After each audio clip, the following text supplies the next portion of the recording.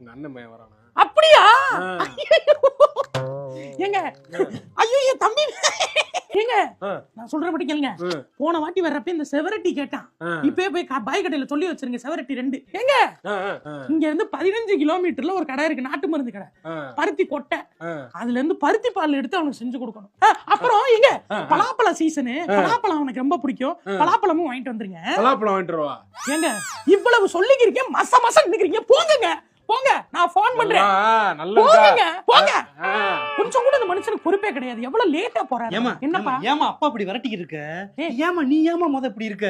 என்னடா நான் என்னடா பண்ணேன்? ஏமா உன் சொந்தக்காரங்க வர்றாங்கன்னா மட்டும் ஐயோ அம்மாடி அந்த இந்தான்னு ஓடுற அலையிற. ஆனா அப்பா சொந்தக்காரங்க வந்தா ஒரு டீயை கொடுத்துட்டு இந்தா குடிச்சிட்டு நம்ம வீட்டுல தங்கவே மாட்டேன்னு அனுப்பிடுறீங்க. ஏமா பாவி, நீ சொல்றத பார்த்தா நான் ஏதோ உங்க அப்பா சைடு சொந்தக்காரங்களெல்லாம் ரொம்ப பேடா இல் ட்ரீட் பண்ற மாதிரியும், நம்ம சைடு சொந்தக்காரங்க வந்தா நம்ம வேற மாதிரி பேசுற மாதிரியும் சொல்ற.